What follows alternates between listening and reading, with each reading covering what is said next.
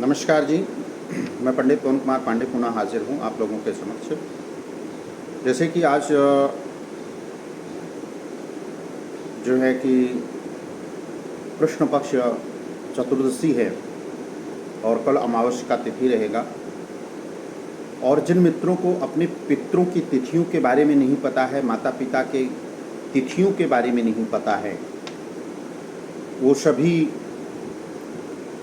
कल पितृ विसर्जन का दिन रहेगा अमावस्या पर, तो अपने पितरों की अंतिम विदाई जो है कि आप लोगों को कर देनी चाहिए, जिससे कि कुंडली में लगे दोष, जैसे पितृदोष हुआ, मातृदोष हुआ, भातृदोष हुआ, गुरु दोष हुआ, तो कल का सभी पितरों का आवाहन करके ब्राह्मण को भोज कराएं तथा उनके यथाशक्ति अनुसार उनको दक्षिणा दे करके उनकी विदाई करें। इससे एक बेनिफिट आपको अपने जीवन में देखने को मिलेगा।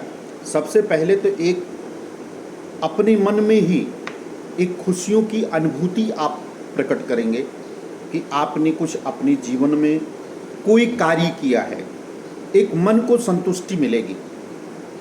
और जब मन को संतुष्टि मिलती है तो मैं एक चीज़ यहाँ पे कहना चाहूँगा, तो इससे आपका चंद्रमा स्ट्रॉन्ग होता है, सूर्य आपका स्ट्रॉन्ग होता है, जुपिटर आपका जो है कि स्ट्रॉन्ग होता है।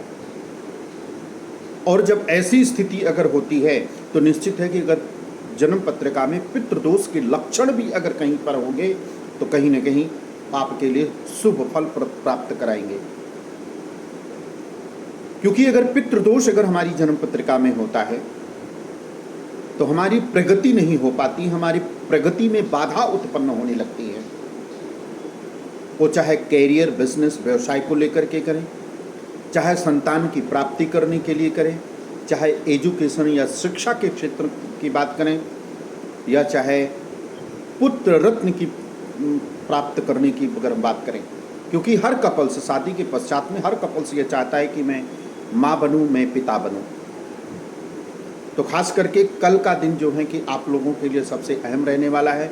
जिन लोगों ने अपने पितरों की पूजा अर्चना नहीं किया है, जिन लोगों ने अपने माता पिता की तिथियों के बारे में नहीं पता है, तो वो अमावस्या के दिन ही जो है कि अपने पितृ विसर्जन के दिन ही जो है अपने पितरों को तृप्त कर सकते हैं। यथानुसार ब्राह्मण को भोज कराएं, यथाशक्ति अनुसार जो है कि उनकी विदाई करें। अगर आप ऐसा कर रहे हैं तो निश्चित होगी कुंडली में लगे पितृदोष का निवारण आपके तुरंत होगा। आप पूरे साल तक आप देखिएगा कि हमेशा आप ऊंचाई पर जाएंगे, हमेशा आप तरक्की करते हुए नजर आएंगे। कार्यों में जो बाधाएं आती हैं पितृदोष के कारण से आती हैं। स्वप्न में आपको नाना प्रकार की चीज़ें दिखाई देती हैं जो बिल्कुल अनिष्ट का प्रतीक होता है। कटे हुए फल, सर्प का दिखाई देना, नदी का दिखाई देना, सब्जियां, खाना बनते हुए दिखाई देना, ये सब अशुभ लक्षण होते हैं। और जब यही पितृ जब तृप्त नहीं होते हैं तो ब्रह्म दोष का निर्माण कर देते हैं, और जब ब्रह्म दोष का निर्माण करते हैं तो घर में अकाल मृत्यु का निश्चित हो जाता है कि अकाल मृत्यु जरूर होगी, या चाहे एक्सीडेंट से हो या कोई अचानक गहन बीमारी आपको पकड़ ले। संतान की प्राप्ति नहीं होती है, पुत्र रत्न की प्राप्ति नहीं होती है, कंसीव नहीं होता है, कुटुंब में वृद्धि के योग को भंग कर देता है। तो यहाँ पे मैं बताना चाहूँगा अपने सभी दर्शकों को कि कल का दिन जो है कि आपके लिए उत्तम रहेगा। कल के दिन जो है कि आप पूर्ण रूप से जो है कि अपने पितरों का विसर्जन करेंगे, अपने पितरों का जो है कि आप विदाई करेंगे। तत्पश्चात आप खुद देखिएगा कि आपके पितरों कैसे तृप्त होते हैं।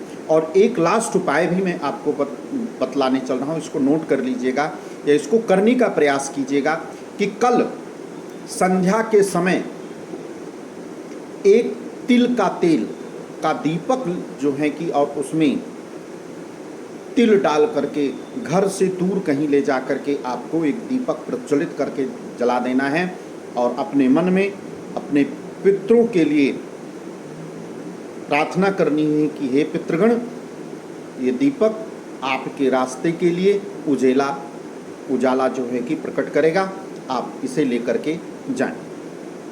तो निश्चित रूप से कि जहाँ पितृ जाते हैं अपने लोक के लिए जब जाते हैं, तो जैसे कि हम अगर रास्ते में चलते हैं, अंधेरा होता है तो हम टॉर्च जलाते हैं, तो उसी प्रकार से अपने पितृगण को एक दीपक जो है कि उनको अर्पित करते हैं, जिससे उस दीपक के सहारे जो है कि अपने लोक तक जो है कि वो पहुंच सकें। इससे पितृगण तृप्त होते हैं और अपने पुत्र पौत्र सभी को जो है अपने कुल को जो है कि आशीर्वाद देते हुए जाते हैं।